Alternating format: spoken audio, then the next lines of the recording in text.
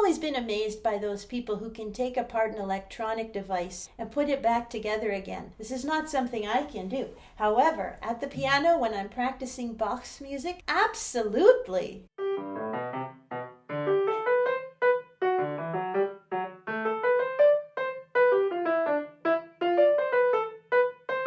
You must experiment with your sound. Well, hi there, it's me, Penny. Welcome back to my practice room. And today we're looking at some intermediate Bach, the Invention No. 1 in C major. When you're learning to play Bach, of course, we want to break the music into sections, manageable chunks. This Invention No. 1, I've broken up into 3 sections. The first being from measure 1 to the downbeat of measure 7. Second section, measure 7 to the downbeat of measure 15, and then the third and final section is measure 15 to the end. Now, I have played this piece a lot, and so it's hard for me to kind of go back and pretend like I'm a beginner starting at it, but we're doing our best. I think at the end of the day, what is most important is that it sounds good and it feels good to play. If you're achieving those 2 things consistently with your practicing, you're doing something right, and keep it up. So let's take the first section there. That's measure 1 to the downbeat of 7.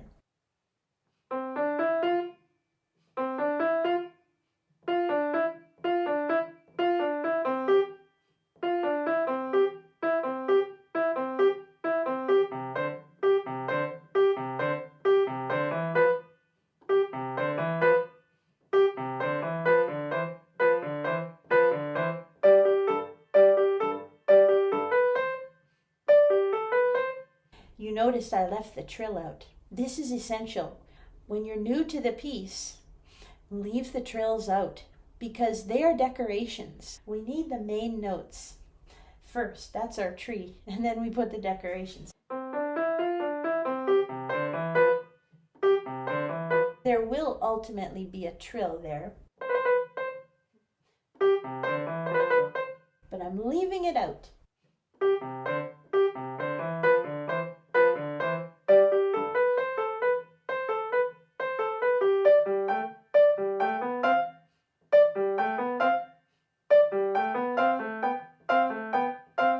And you notice through all of that, even now when I'm no longer playing, but I'm talking, I'm still feeling the pulse.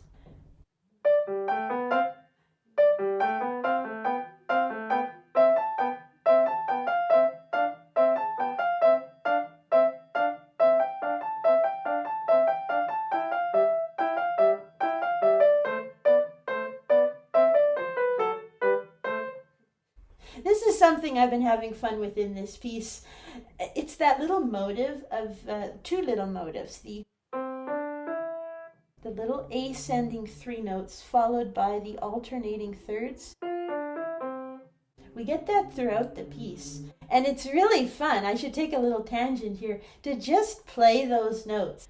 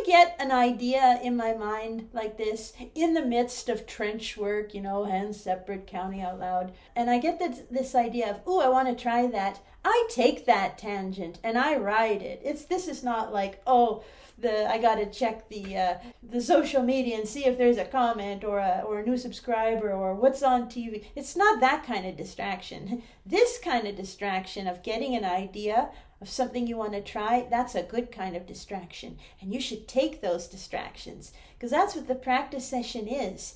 It's a laboratory, it's a workshop. You must experiment with your sound, taking risks, taking the music apart. So that was something that came to me as I was practicing, and I thought, this is wonderful, so much fun. And it challenges the ear to listen to the music in new ways. So these exercises help my ears and my hands. Let's get back to this first section where I'm taking things apart. That was measure 3.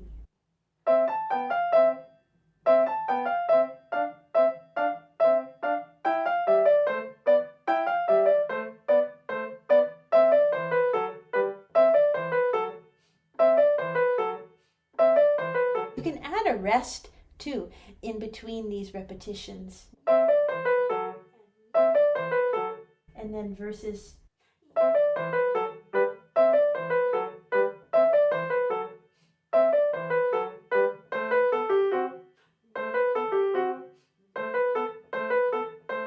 When you take these little bits like this, don't just play it in the order that it's written on the page. Reverse it. That's what I'm doing here in measure 4.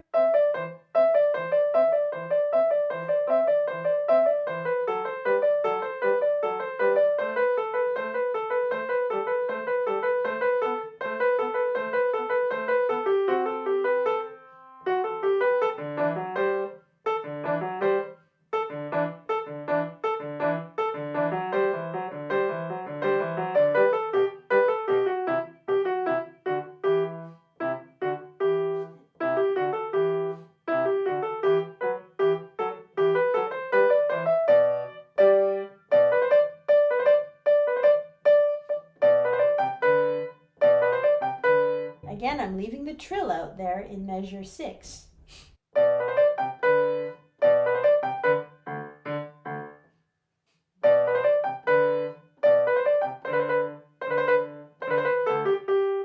I'm doing this all in a very condensed package because it's a video. In my normal practice session, I don't go through every single note like that and play it in order, breaking it into 2 and 3 little groups at a time, repeat and then do another one. I'm doing that for you to show and to try to keep this video from being epic length proportions. But in the practice room, it is epic length proportions with various other practice methods interspersed. So that is the first section. Basically, the 16th notes, I'm playing them legato throughout the piece. The 8th notes, I'm playing them more detached.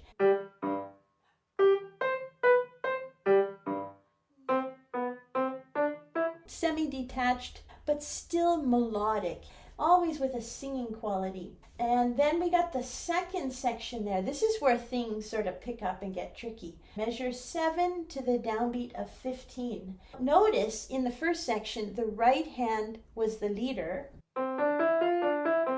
and the left hand was the follower. Here, in this second section, the left hand is the leader and the right hand is the follower or the answer. A little surprise there, right? And that F sharp marks the beginning of some chromaticism. The drama is ensuing, the pot is starting to boil in this musical story. All right, so let's pick up with this second section there, breaking them into little chunks.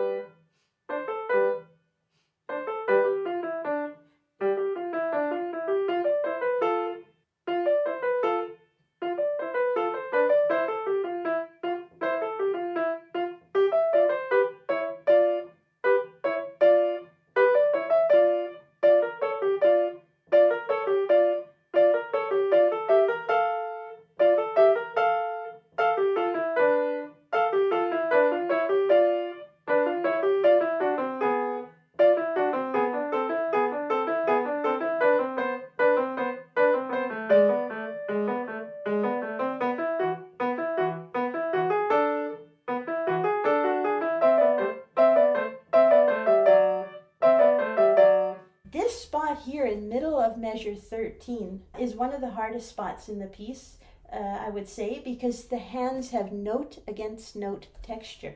Both hands have 16ths. So you want to go slowly when you're practicing this. And then here in the beginning of measure 14, it's still note against note, but it's a little trickier even still because the right hand has quite a wide leap there from the C up to the A. And then up to B with the 5th finger. You see I've put my fingering in the sheet there for you. You can use it if you like. Try it. If it works, use it. Great. If it doesn't, then forget about it.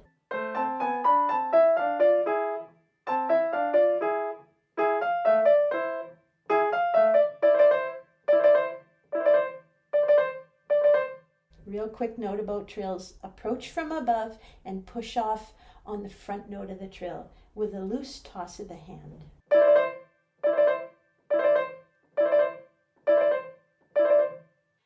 And that brings us to the end of the second section.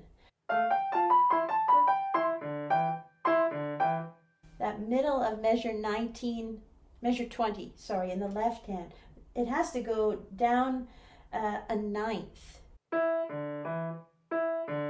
So unless you've got really large hands, you really have to open your hand wide and then cooperate with your wrist and arm to facilitate the transportation of that leap.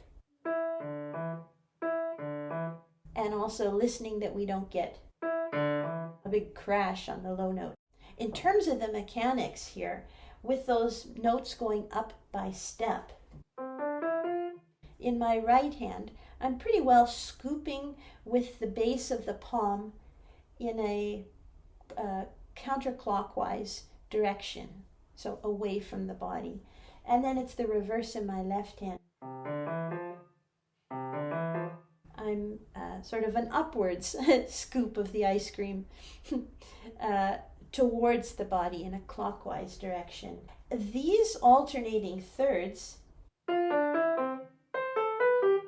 I think it's tempting to get rotating on each note and micromanaging. I think it's detrimental to do too much rotating on notes that are so close together. So I just try to see those passages as what is their main direction. In this case, measure 2, they're going down. So I try to treat it in the same manner I would as if they were moving by step. Note-wise, it's not terribly difficult. And yet there are some places, like in measure 5, where in my effort to bring out the mordant,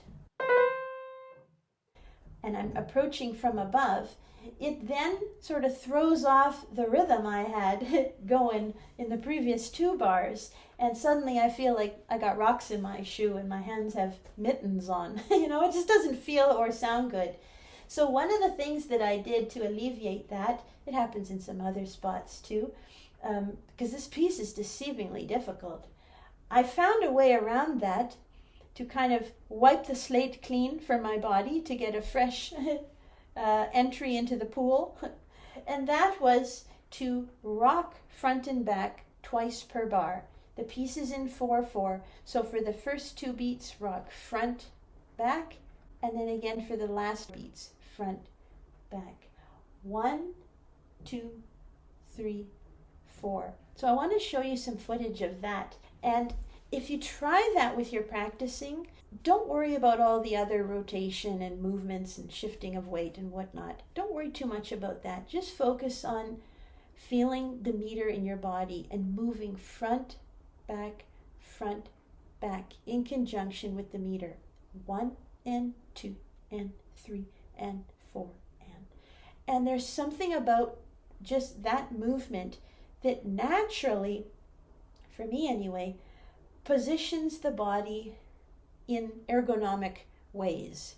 The simple rocking front and back on your sitting bones. So give that a try. Let's have a look at that right now.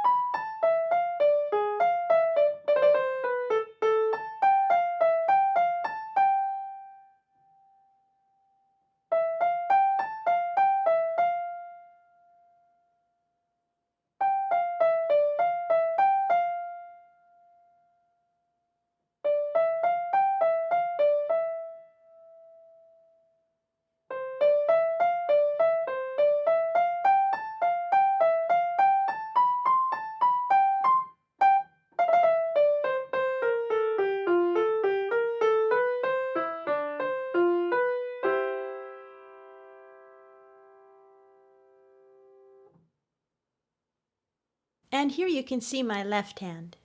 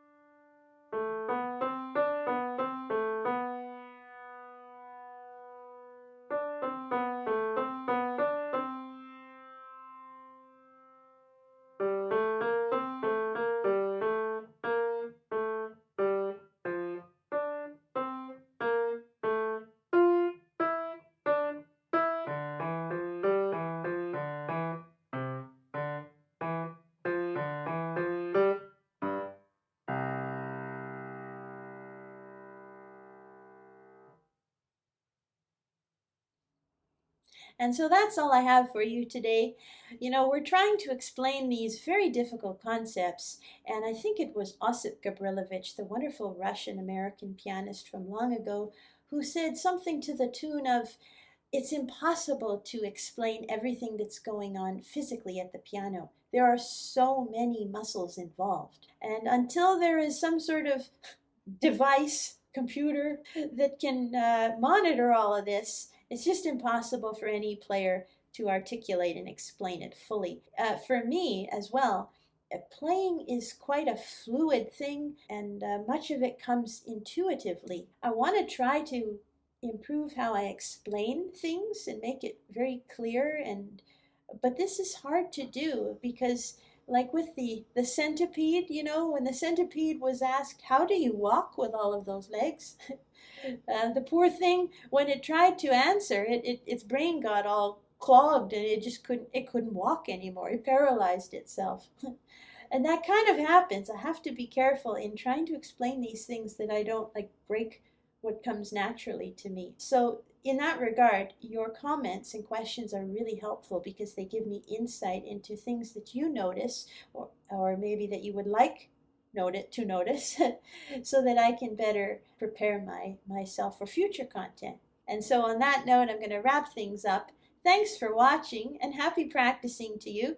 Stay well, stay safe, and we'll see you again soon for more performances of Bach's music and practice tips. Take care. Bye-bye.